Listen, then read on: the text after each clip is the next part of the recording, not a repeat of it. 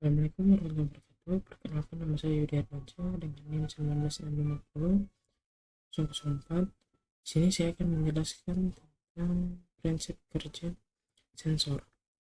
Yang pertama, prinsip fisik di balik sensor, yaitu ada resistensi. Prinsip ini digunakan pada sensor yang mendeteksi perubahan nilai resistensi sebagai respon terhadap perubahan fisik seperti suhu, tekanan.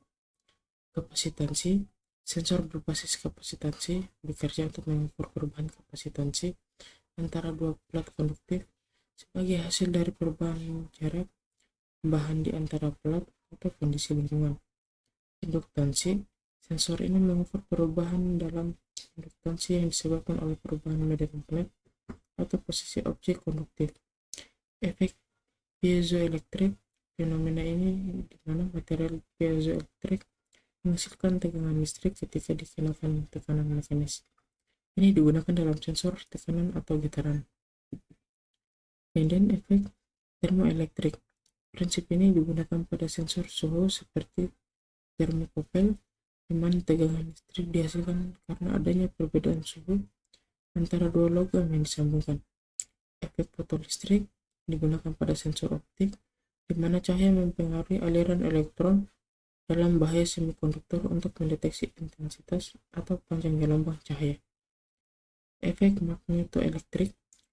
Sensor yang bekerja dengan prinsip ini mendeteksi perubahan dalam medan magnet dan mengubahnya menjadi sinyal listrik. Setiap prinsip ini memanfaatkan fenomena alamiah yang berbeda untuk mendeteksi, mengukur, atau mengkonversi informasi fisik menjadi sinyal yang dapat diukur. Kemudian sensor berbasis resistensi, kapasitansi, dan induktansi. Sensor berbasis resistensi mengukur perubahan nilai resistensi akibat perubahan fisik seperti suhu, tekanan, atau regangan. Contoh sensor yaitu termistor, strain gauge, potentiometer. Aplikasinya pengukuran suhu, regangan, deformasi struktur, dan posisi mekanis. Kemudian sensor berbasis kapasitansi. Prinsip kerja mengukur perubahan kapasitansi atau kemampuan penyimpanan muatan listrik akibat perubahan jarak permukaan atau bahan dielektrik antara dua plat konduktor. Contoh sensor, sensor kelembapan, sensor level cairan, sensor posisi atau touch sensor. Aplikasinya pengukuran kelembapan, deteksi level cairan, kontrol sentuh, dan sistem posisi presisi. Kemudian sensor berbasis induktansi. Prinsip kerja mengukur perubahan induktansi yang terjadi karena perubahan medan magnet atau pergerakan objek konduktif relatif terhadap paparan. Contoh sensor LVDT, sensor proximity induktif, sensor kecepatan induktif. Aplikasi pengukuran posisi, deteksi logam, pengukuran kecepatan, dan pemantauan getaran. Kemudian sensor optik, sensor suhu, dan sensor tekanan. Sensor optik, prinsip kerja mendeteksi perubahan cahaya atau intensitas, panjang gelombang, atau polarisasi, dan mengubahnya menjadi sinyal listrik. Contoh sensor fotodioda, sensor serat optik, LDR.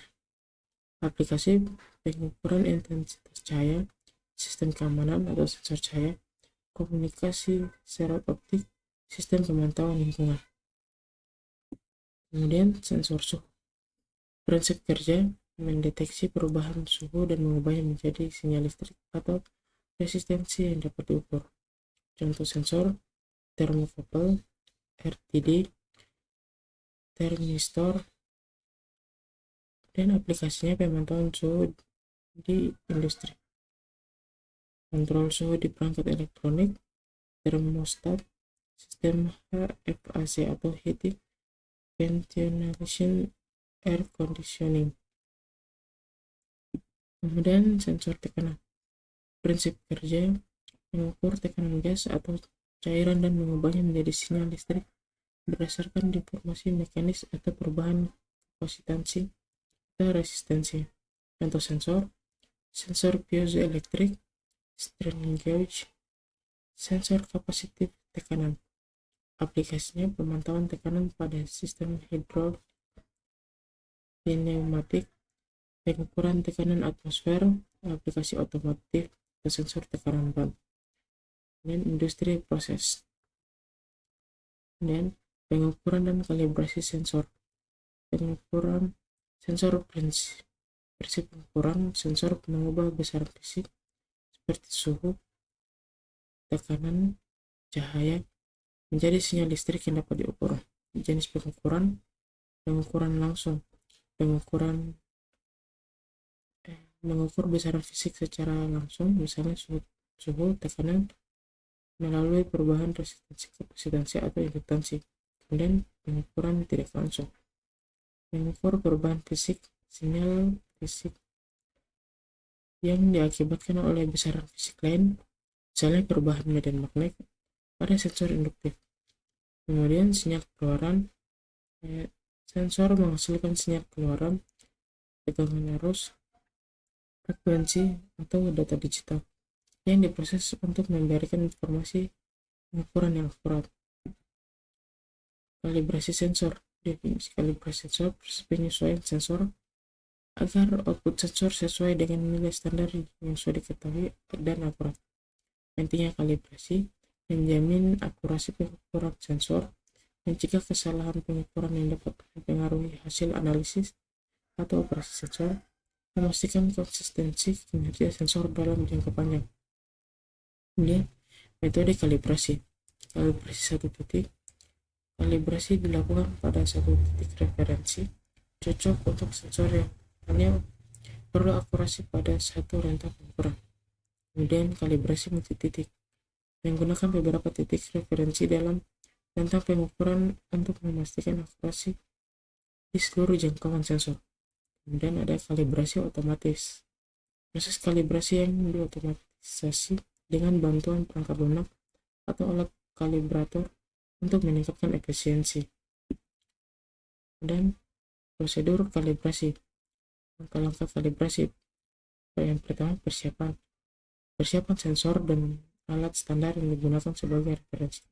Kemudian pengukuran awal, ukuran besaran fisik yang diukur oleh sensor, kemudian pembandingan dengan standar.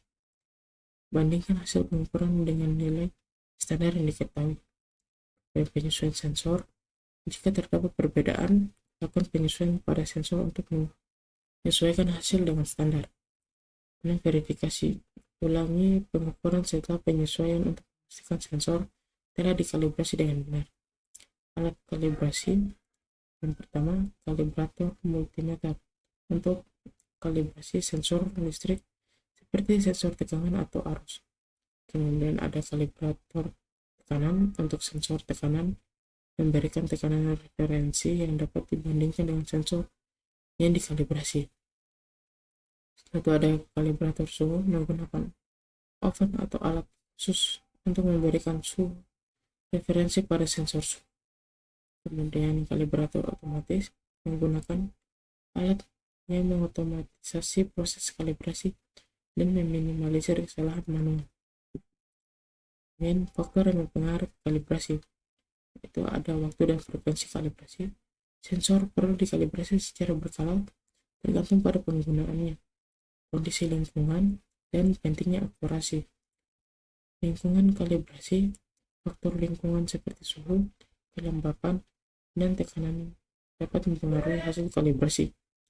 Keausan sensor, penggunaan sensor yang lama dapat menyebabkan perubahan sifat fisik sensor sehingga kalibrasi lebih sering mungkin diperlukan.